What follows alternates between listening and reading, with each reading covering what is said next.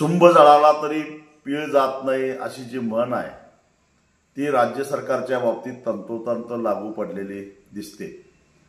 त्याचं कारण 21 फेब्रुवारी 2022चा जो शासन निर्णय होता त्या शासन निर्णयानुसार शेतकऱ्यांना तुकड्या तुकड्यानं एफआरपी देण्यासाठी महाराष्ट्रामध्ये सुरुवात झालेली होती। हा शासन निर्णय मुळात बेकायदेशीर होता म्हणून उच्च न्यायालयामध्ये मी त्याला आव्हान दिलेलं होतं आणि 17 मार्च 2025ला उच्च न्यायालयानं कडक ताशेरे ओढत 21 फेब्रुवारी 2022चा हा शासन निर्णय रद्दबातल केला आणि एक रकमी एफआरपी देण्याचा मार्ग मोकळा झाला।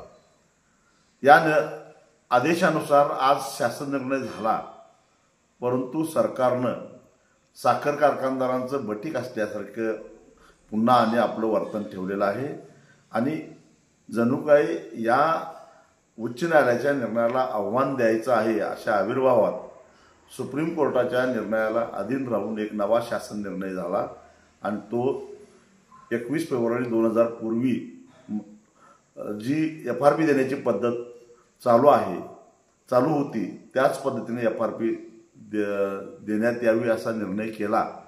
परंतु जर सुप्रीम कोर्टानं हायकोर्टाच्या निर्णयाला स्थगिती दिली तर मग मात्र वेगळा निर्णय असेल।